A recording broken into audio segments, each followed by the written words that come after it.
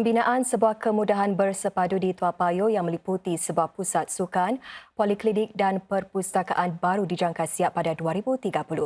Tua Payoh merupakan antara estet HDB paling tua dan pembangunan bersepadu itu dijangka memberi wajah lebih segar kepada estet tersebut.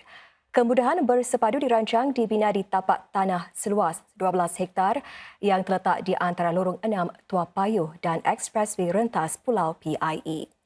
Majlis Sukan Singapura, Poliklinik Kumpulan Jagaan Kesihatan Nasional NHD dan Lembaga Taman Negara dalam satu kenyataan bersama menyatakan projek itu adalah lanjutan kepada Pusat Bandar Tua Payoh.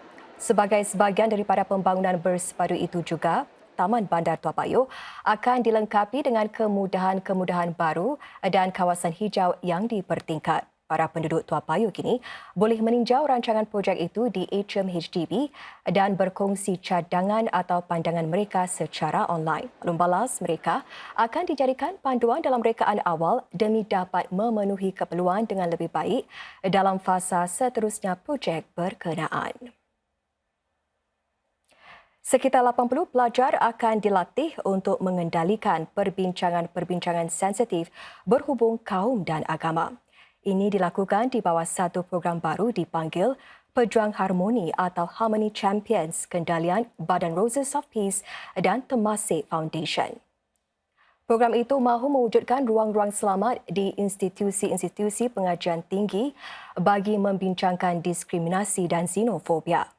Dilancarkan Presiden Halimah Yacob di Istana hari ini, beliau menekankan betapa membina kepercayaan dan empati mesti bermula di peringkat awal kehidupan lagi. Ini mentelah lagi dengan wujudnya kes-kes baru-baru ini di mana muncul remaja menjadi radikal secara sendiri.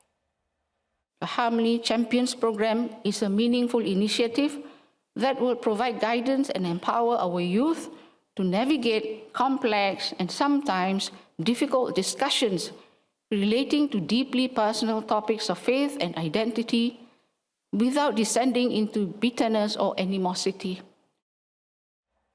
Kedai-kedai runcit dan penjajah di estet-estet kejiranan menjana urus niaga berjumlah $3 juta semasa Pesta Kejiranan kedua. Pesta selama 3 bulan itu bertujuan menyuntik kesegaran kepada perniagaan di estet-estet kejiranan. Para penjajah misalnya mendapati pendapatan mereka bertambah sekitar 30%, sementara perniagaan-perniagaan lain menyaksikan peningkatan sekurang-kurangnya 10%. Dengan sekatan-sekatan COVID-19 dilonggarkan, hasil penjualan juga jauh melebihi apa yang dicatatkan semasa pesta yang sama pada 2021. Usaha mendakapi pendigitalan juga meningkatkan jualan dengan 93%.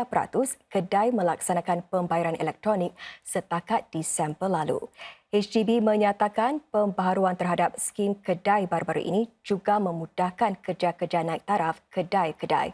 Lebih banyak perincian tentang struktur pembayaran bersama bagi kerja-kerja pembaharuan di bawah skim itu akan dikongsikan semasa perbahasan Jawatankuasa Peruntukan.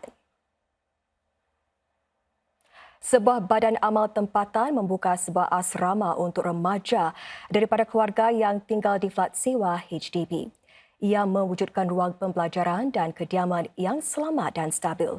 Terdapat seramai 25 pelajar sejauh ini dan perbelanjaan mereka ditaja sepenuhnya oleh para penderma. Arik Mirza, 13 tahun, sudah lebih sebulan tinggal di asrama ini. Selepas pulang dari sekolah, dia akan mengulang kaji pelajaran dan juga bersukan. Perasaan bila first time datang sini gembira. Sini ada meja sendiri dengan ruang sendiri. Kita tak ada tempat untuk meja dan kegiatan. Kalau belajar di rumah banyak distraction dari adik-adik beradiknya. Yang pentingnya untuk kebaikannya sendiri kan. Jadi dia boleh belajar dan berimprove dalam dia pelajaran lah. Asrama di kawasan Jucat ini dibuka pada bulan lalu dan mempunyai 25 penghuni yang terdiri daripada pelajar lelaki dan perempuan. Mereka pulang ke rumah masing-masing pada setiap hujung minggu. Setakat ini, pusat ini hanya menerima para pelajar menengah 1 dan 2 dan mereka boleh tinggal di sini sehingga tempoh 6 tahun. Namun, mereka harus lulus dalam peperiksaan untuk terus tinggal di sini. Di samping menyediakan sarapan pagi dan makan malam, pelbagai aktiviti seperti kelas-kelas tuition pengayaan juga disediakan. We play supplementary. We assist them in homework. We give them tuition in key subject, and we will observe what each child may need additional assistance. And if it is possible, we will offer the required assistance.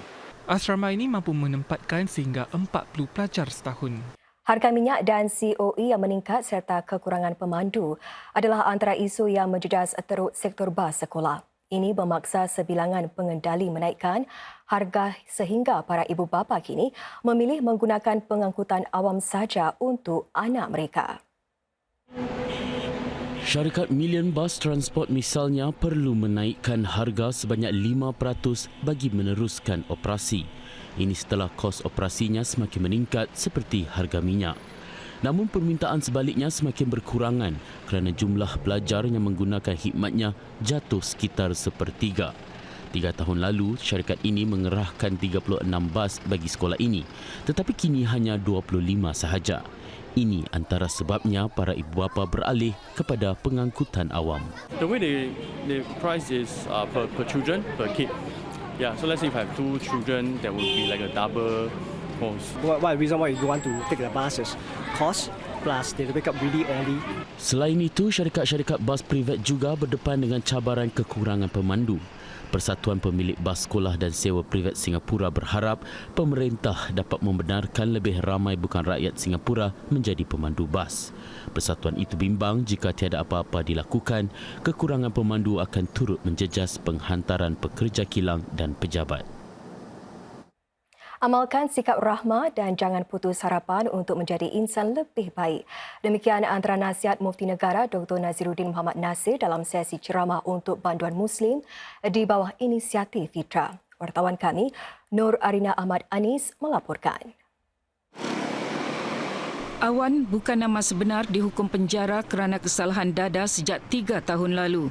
Dia didiagnos menghidap bara paru-paru tahap 2 3 tahun lalu, sudah selesai menjalani pelbagai program kaunseling dan persediaan untuk pelepasan. Awan bertekad untuk mengubah kehidupannya. Nak berubahlah, nak taruh full stop. Sudahlah, umur dah macam gini kan. Dah tak ada lagi macam dulu lah untuk campur-campur kan, dengan kawan-kawan lama semua kan. Kalau boleh saya tukarlah, cari satu pembaruan lah dalam diri saya. Mufti Negara Dr. Naziruddin Muhammad Nasir dalam lawatannya ke penjara Changi kemarin menyentuh tentang sifat rahmah dalam agama dan memberi motivasi kepada para pesalah agar tidak berputus harapan. Menteri Negara Ehwal Dalam Negeri Merangkap Pembangunan Negara Dr. Muhammad Faisal Ibrahim turut hadir. Tujuan kurikulum ni adalah untuk mewujudkan sifat rahmah di dalam para peserta yang menghadiri program ini untuk diri mereka dan juga orang sekeliling. Ceramah mufti ini dihadiri para banduan lelaki dan wanita secara fizikal dan hibrid. Ia adalah sebahagian daripada program Fitrah yang memberi sokongan menyeluruh kepada para pesalah dan keluarga mereka. Saudara, lapangan terbang Changi adalah antara lapangan terbaik di dunia. Namun, tahukah anda terdapat lebih 600 entiti yang memastikan keselamatannya? Dalam laporan berikut, kami lihat sekilas kerja-kerja di balik tabir yang menjaga keselamatannya. Para pegawai peronda seperti ini suatu pemandangan biasa di lapangan terbang Changi. Mereka terlatih untuk mengesan potensi ancaman keselamatan maupun insiden seperti ancaman bom. Selain itu, mereka juga memeriksa penumpang yang melebihi tempoh transit, terbabit dalam kegiatan yang mencurigakan ataupun menyalahguna pas masuk pesawat untuk bertemu dengan selebriti di kawasan-kawasan transit. 600 entiti yang memastikan keselamatan tersebut termasuklah pelbagai agensi keselamatan dan pasukan polis bantuan. Penolong Superintenden Zafira Gulam Haider, tugas hariannya melibatkan pemeriksaan demi memastikan langkah keselamatan memenuhi piawaian tertentu. Antara lain, pasukannya akan menyamar sebagai penumpang untuk menguji sama ada pemeriksaan bagasi dilaksanakan dengan betul. During the inspection, what we usually do, we'll do an observation of the security check-in measures. Then thereafter, after the observation, we'll continue with the interview of the ground handling agents to check their competency and their knowledge on the security measures put in place by the entities. Pendeknya, kesemua perincian penting bagi pasukan-pasukan yang bertanggungjawab demi memastikan keselamatan jutaan penumpang yang melalui Changi setiap tahun.